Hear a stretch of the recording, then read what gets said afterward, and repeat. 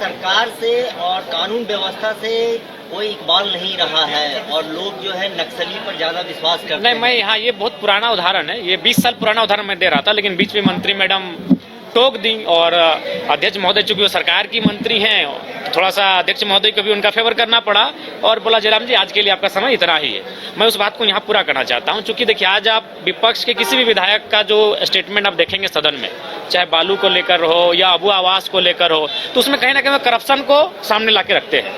तो मैंने वही कहा कि अध्यक्ष महोदय मैं आता हूँ पारसनाथ की तराई से और 1990-95 का दशक था। मैंने एक पेपर का 18 साल पुराना कोट भी हम लेकर आए थे कि उस समय क्या था कि गांव वाले लोग कहते थे कि जो नक्सलियों का जो वर्चस्व था, यानी वो जो पीक टाइम था, उस समय बीडीओ सीओ घूस नहीं लेते थे।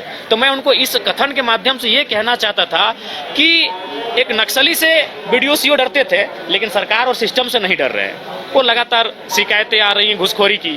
और दूसरा इस कथन से हम यह भी कहना चाहते थे कि जब ये राज्य आदिवासियों का है, जंगल आदिवासियों का, पहाड़ आदिवासियों का, मुख्यमंत्री आदिवासी, राष्ट्रपति आदिवासी, और उसी राज्य में जो अभी वर्तमान में गृह विभाग का डाटा है जिसमें 72 या 73 नक्सलियों की सूची है, जिसका राज्यपाल महोदय ने अभिभाषण में जिक्र किया, सदन में एक वरिष्ठ विधायक ने भी उस विषय को जिक्र किया। तो मैंने वही कहा जब ये राज्य आदिवासियों का, जल जमीन जंगल आदिवासियों का, और 70 में 50 से ज्यादा आदिवासी नक्सली क्यों, किन कारणों से एक भोला भाला आदिवासी नक्सली गतिविधियों की ओर अग्रसर हुआ, उन कारणों को जांचिए, उन कारणों को जानिए। और मैं भी चाहता हूं कि नक्सली असंवैधानिक है, वो गलत रास्ते में है, उन्हें उस रास्ते से ना जाने दिया जाए। और मेरे कहने का अर्थ यही था कि हथियारों से नहीं, विचारों से आप रोके। मैं तो यहां तक कहता हूं कि आज अभी आप अगर नक्सली और पुलिस की मुठभेड़ को देखिएगा, जो मुठभेड़ में शामिल होते हैं पुलिस की तरफ से जो शहादत देते हैं, वो भी कहीं ना कहीं 3rd और 4th ग्रेड की नौकरी करने वाले सिपाही वर्ग के लोग होते हैं।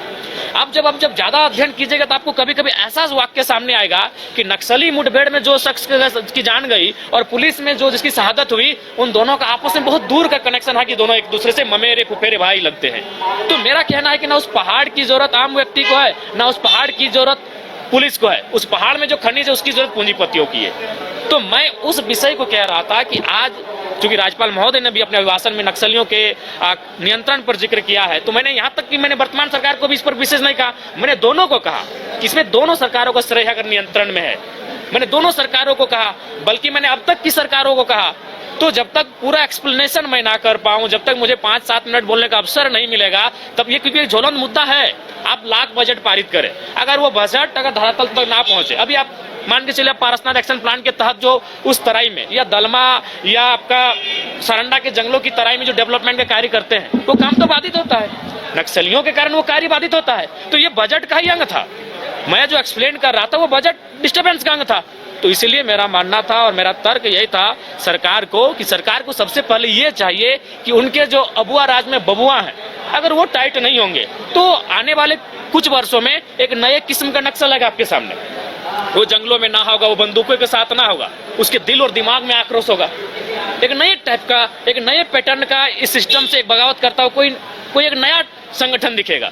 तो इसीलिए मैंने कहा, चूंकि आज जब से सदन चल रहा है करप्शन महत्वपूर्ण मुद्दा रहा है और वो करप्शन की उपज कहीं ना कहीं सिस्टम की उदासीनता है और उस सिस्टम में बैठे लोग सरकार की नहीं सुन रहे हैं। तो ये मेरा तर्क था। लेकिन उससे पहले स्पीकर महोदय ने कहा कि जयराम जी आज आपका समय नहीं है, तो मैंने कहा कि आसन की गरिमा है अध्यक्ष महोदय, आसन का सम्मान है, लेकिन जिस दिन फिर हम खड़ा होंगे इस बात को पूरा पुनः दोहरा के जाएंगे। देखिए ऐसी स्थिति का कारण यही कि जो भी सरकारी पदाधिकारी हैं उन्हें अपनी जो सैलरी है उसे आत्मसंतुष्टि करनी चाहिए। जब तक वो अपनी सैलरी से आत्मसंतुष्टि नहीं करेंगे तब तक नहीं हमें लगता है कि इस राज्य को आप सुचारू रूप से चला पाएंगे। ये कोयले का जो अवैध कोयला की कालाबाजारी हो रही है, उसमें क्या कमी आई है सरकार से या और बढ़ा है आपके? नहीं, देखिए हमारे खिलाफ ख्याल से बढ़ा है। चूंकि देखिए एनडीए की गवर्नमेंट में क्या होता था कि ऐसा नहीं कोयला का कार्य नहीं होता, लेकिन उसमें क्या होता था कि जो टॉप लोग लेवल के नेता होते थे वे लोग करते थे। लेकिन वर्तमान की सरकार में क्या उनका पार्टी का प्रखंड अध्यक्ष भी उस सिंडिकेट में पूरे धड़ल्ले से शामिल है। आप चाहें तो जाके सर्वे कर लें, जो सत्ता पक्ष के पार्टी के प्रखंड अध्यक्ष नेता हैं, आप उनका 5 साल पहले की आर्थिक स्थिति और आज की आर्थिक स्थिति जो है उसका तुलनात्मक अध्ययन करें, आप जमीन और आसमान का अंतर पाएंगे। और उसका कारण एक ही है, कोयले की अवैध तस्करी में संलिप्तता। जी जी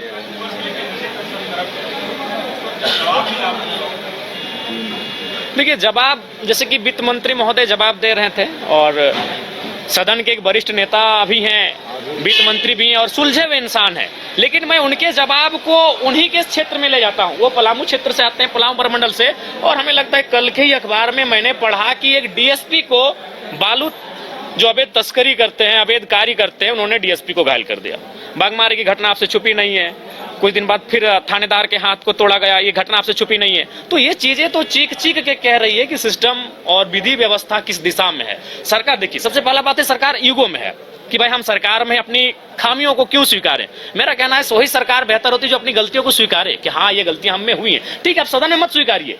मेरा कहना है सरकार के जो मंत्री हैं वो सदन में ना स्वीकारे कि हम भूल कर रहे हैं, लेकिन आप जब कैबिनेट में बैठते हैं, जब कैमरा ना होता है, जब मीडिया नहीं होती है, उस समय स्वीकारे कि हाँ ये असुविधाएं इस राज्य में है जो राज्य की जनता के लिए खेद है। जब तक वो अपनी खामियों को नहीं स्वीकारेंगे, अपनी गलतियों को नहीं स्वीकारेंगे, बल्कि अपनी गलतियों में ईगो के रूप में खड़े हो जाएंगे, इस राज्य को आप गति नहीं दे सकते हैं। जयराम जी, रसोईया संजय जी का लोग जो है वहाँ विधानसभा के बाहर आंदोलनरत हैं। लोग कह रहे हैं कि 2000 के लिए हमें आंदोलन करना पड़ रहा है और मैया सम्मान योजना जो घर बैठे बैठे। तो गलत तो नहीं कह रहे हैं, सही बात है। मान के चलिए मैया सम्मान योजना एक तरह से ये उपहार है, एक तरह से ये पुरस्कार है, तो उनका कहना ठीक है।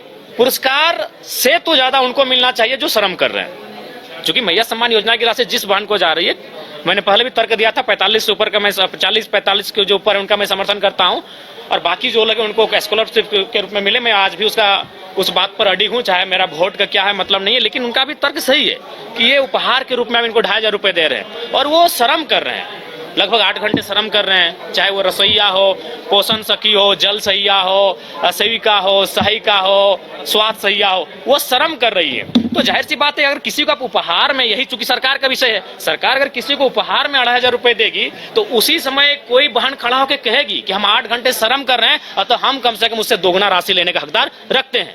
आप उनको दीजिए 2.5। अगर आप मैया सम्मान योजना चूंकि अपने सरकार बना लिए, वो आपका मुख्य एजेंडा था चुनाव जीतने का, तो चूंकि अगर आप मैया को 2500 रुपए देते हैं तो जो लोग श्रम कर रही हैं, चाहे वो कोई रहे, आंगनबाड़ी की रहे, जल सहिया रहे, स्वास्थ्य रहिया रहे, पोषण सखी रहे या रसोईया रहे, उनको कम से कम उनसे इस 2500 से दुगना वेतन मिलना चाहिए, क्योंकि वो श्रम कर रही हैं, वो अपने आप का मेहनत कर रही है, वो खटा रही है अपने आप को। जी, ये तो काफी दुर्भाग्यपूर्ण है। ये रिपोर्ट अभी 2020 जब वो कोरोना का काल था, जब हमें लगता है कि एक आम व्यक्ति के साथ साथ शायद पत्रकार बंधुओं ने आपने भी एक टीम बनाया होगा और आप लोग गांव-गांव मास्क लगाकर, हाथ में ग्लव्स लगाकर गए होंगे, लोगों की सेवा किए होंगे, आप एक दूसरे से डोनेशन कलेक्ट किए होंगे, और उस समय जो राशि अगर सरकार को मिलती है और उसमें अगर घोटाला होता है तो ये तो मतलब इसमें तो कोई उत्तर ही और मैंने कहने लायक ही नहीं बचता है।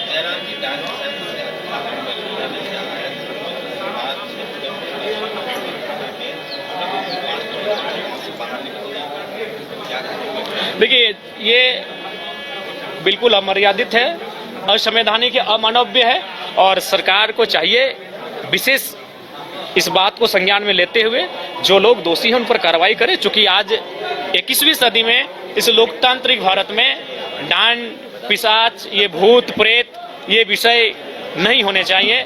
इन विषयों पर लोगों को प्रताड़ित नहीं करना चाहिए। ये बहुत ही दुखद है और खेदजनक है। ठीक है, थैंक यू। 1 महीना चलेगा सदन, और भी सवाल बचा के रखा जाएगा। देखिए, जो भी रहे, नहीं जो भी रहे, जो गलत है सो गलत है। इससे सब लोग एक जैसे नहीं होते हैं। जो लोग किए हैं वो जो भी किए हैं गलत है और गलत लोगों पे कार्रवाई होनी चाहिए। सवाल है कि स्वास्थ्य व्यवस्था जो है तरीके से जो है सदर अस्पताल, रेफरल अस्पताल बन गया, एक पैरासीटामोल का सेंटर बन गया। तो क्या कहेंगे, सरकार कहती है कि हम उस तरीके से जो योजना बता रहे हैं। देखिए, मेरा मानना है कि बिल्कुल ये आम व्यक्ति की जरूरत से जुड़ा हुआ विषय है स्वास्थ्य। मैंने सुझाया भी है कि कम से कम और 2-3 नई बीमारियों को आप असाध्य रोग, जो मुख्यमंत्री का असाध्य रोग का उपचार हेतु जो फंड दिया जाता है जिला को, उसमें और 2-3 बीमारियों को सर्वे करते हुए ऐड किया जाए। और ये तो जग जाहिर है कि आज स्वास्थ्य की स्थिति क्या है। हमें लगता है कि आज जो बजट अभी प्रस्तुत होगा उसमें हमें लगता है कि प्रमंडल स्तरीय में रिम्स जैसी सुविधाएं होनी चाहिए, क्योंकि हमें लगता है कि आप अगर रिम्स को जाकर देखेंगे तो बहुत ही पीड़ादायक स्थिति में रिम्स खुद है। तो इसीलिए कम से कम प्रमंडल स्तरीय इस बजट में कम से कम एक नया रिम्स आए, ये सरकार को पहल करनी चाहिए।